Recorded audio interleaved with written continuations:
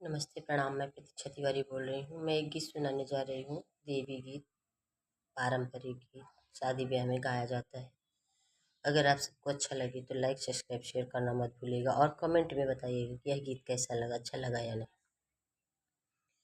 गाए उमई माता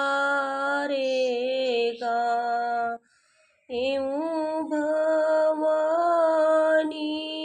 हो गाएं शीतला माई के नाम तोहरे शरण मैया माई जगीरो पेऊ मोरी जगी पुराण हो गाए उमई माता रे गाए भवानी हो गाए शीतला काली माई के नाम तोहरे शरण काली मैया माई जगीरो पेऊ मोरी जगी पूरन होय तोहरे शरण दुर्गा मैया माई जगी रोपेऊ मोरी जगी पुराण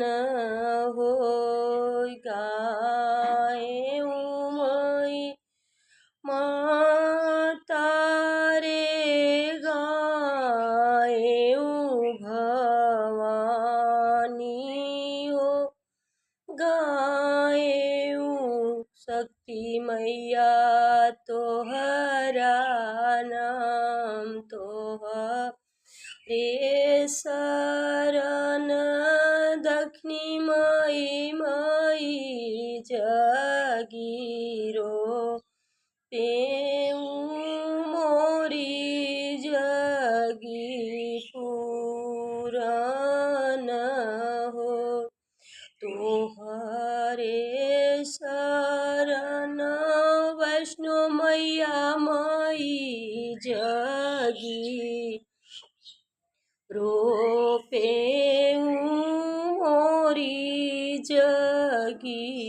पुराण हो गाए उमई माता रे गाएं भवानी होले थयालो पिने माई के नाम गाए उमई माता हो गाए भवानी होले विंध्यवासिनी माई के नाम तोहरे शरण मैया माई जगीरो पेऊ मोरी जगी पुराण हो तोहरे शरण सब मैया माई जगीरो पेऊ मोरी जगी पुराण हो तोहरे शरण